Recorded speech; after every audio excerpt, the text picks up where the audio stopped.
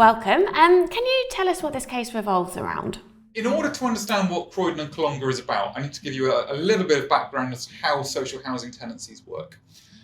Local authorities in England normally grant what lawyers call periodic secure tenancy, which in very simple terms means it runs and runs and runs until the tenant dies. There's no end date on it when you get given the tenancy. In 2011, the coalition government decided they wanted to change the way social housing tenancies worked. And they wanted to make social housing much more like a welfare benefit, where you get it for a period of time and then you move on. So it created the idea of flexible tenancy. That's what this case is about. A flexible tenancy is a tenancy granted by a local authority in England for a fixed period of time, generally between 2 and 5 years. And at the end of that period of time, you've got no right to stay in the property. The idea is that you will either move into the private rented sector, or you will have enough money to go and buy somewhere on the private sector. This isn't about what happens at the end of the tenancy. This case is about what happens during the tenancy. Because one of the things that is unclear, and is why this case is in the Supreme Court, is how do you deal with tenant behaviour during that fixed term? So suppose someone doesn't pay their rent. Are you allowed to evict them before the 5 years are up? If you are allowed to evict them, how do you do it? And that's what this case is about. So where are we currently at with this case? So currently, we're just waiting for the Supreme Court hearing, which will be in early January. It's been through the county court, where the county court judge said, this is a very important issue, it's very difficult, I'm not going to decide it, and he sent it straight to the High Court.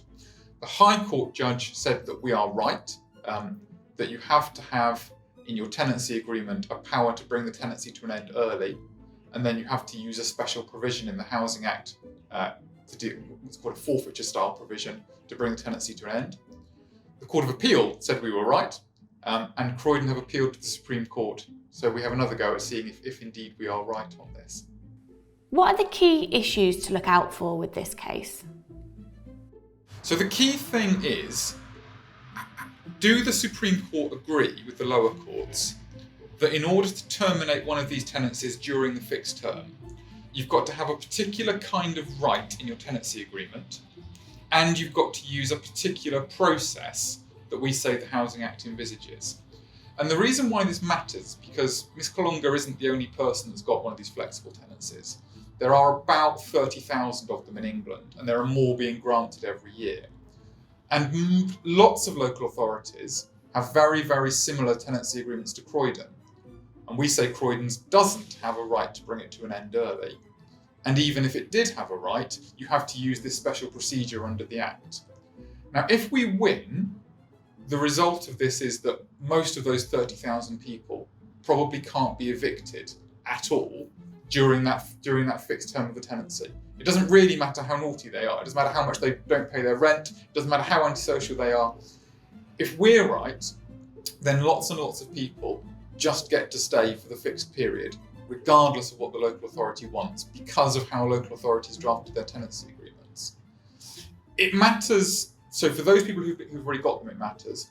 For local authorities, it matters, because if we're right, they need to stop using the form of wording in their tenancy agreements that Croydon have been using.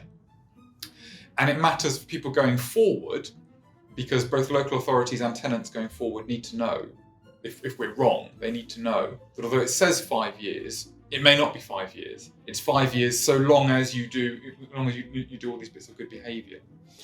Potentially, it's relevant as well if the government ever gets round to bringing some bits of the Housing and Planning Act into force, because the government's plan previously was to make these fixed-term tenancies compulsory, so to take local authorities' powers away to grant ongoing tenancies and to make everyone only grant these fixed-term tenancies. Now they've backed down from that in the last couple of years, but if they ever go back to that position, then it's really, really important that everyone knows what has to be in those tenancy agreements if you want to try and end tenancies early. So that's why it matters. It matters for the immediate 30,000, and it matters for local authorities going forward, because they need to figure out what they're going to put in their tenancy agreements. What's next for this case in terms of timings? So we're recording this at the end of September. There's various bits of the timetable in the Supreme Court to go through, so we've got to do our full written arguments, setting out what we're going to say on each side.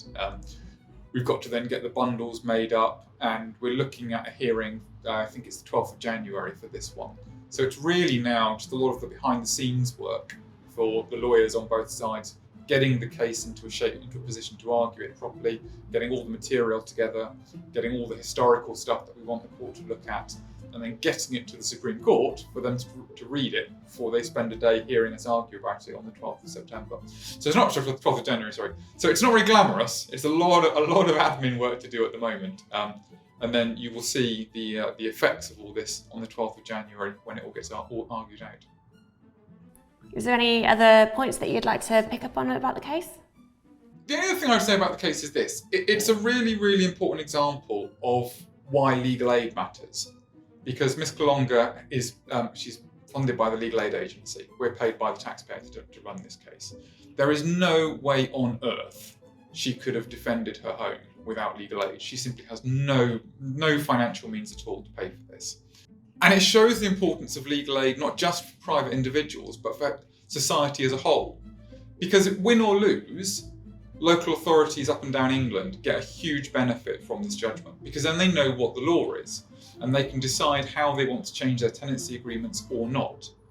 And if you didn't have legal aid to fund cases like this, not only would Miss Kalonga personally not be able to defend her case, but the law as a whole would be in a worse position, because local authorities need to know the answer to this question.